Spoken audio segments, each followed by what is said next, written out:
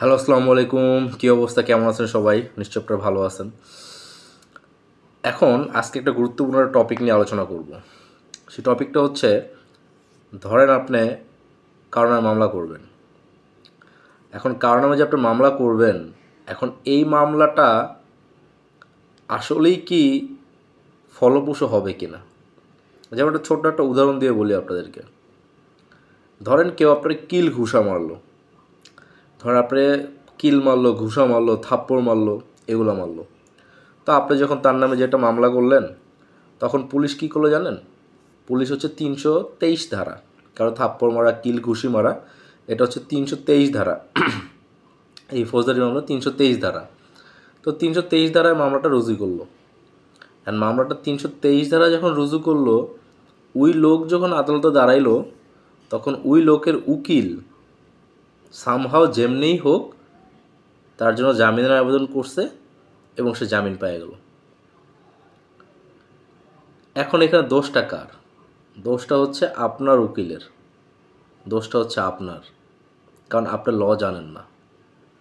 আপনি তার নামে যে মামলাটা করছেন, এই মামলাটা হচ্ছে জামিনযোগ্য মামলা, কিন্তু আপনার উকিলের এবং আপনার, যদি আপনি ল জানতেন তাহলে তো আপনি ঠিকই জানতেন, বাট আপনার উকিল তো এখানে ভুল করছে।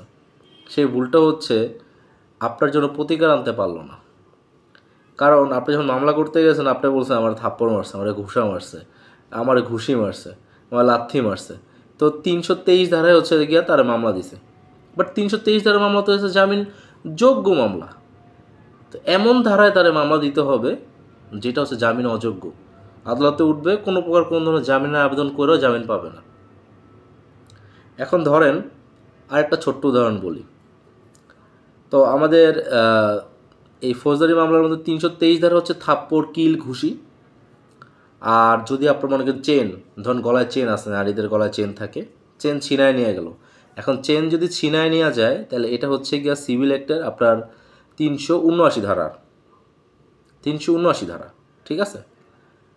এখন দুইটা, আপনার থাপ্পড় মারছে, কিল ঘুষিও মারছে, আবার আপনার চেন ছিনায় নিয়ে গেছে, বা আপনার মালামাল ছিনায় নিয়ে গেছে, বা এরকম যদি কোনো ঘটনা একসাথে ঘটে, তখন আবার এটা হচ্ছে দিতে হয় 392 ধারার মধ্যে। শুধু চেন নিয়ে গেছে, আপনার মালামাল ছিনায় নিছে, তার মানে হচ্ছে এটা দিতে হবে যে 379 ধারার ভিতরে। এখন আপনি যখন হচ্ছে কি আপনি পুলিশের কাছে গেলেন, গিয়ে বললেন যে আমার হচ্ছে কি থাপ্পড় মারছে, তখন পুলিশ দিয়ে দেবে 323 ধারার মামলা, তখন তো আপনার ধরতে হবে। এটা 323 ধারাতে দেওয়া যাবে না। 323 ধারাতে দিলে সে জামিন পাওয়া যাবে। তাহলে জামিন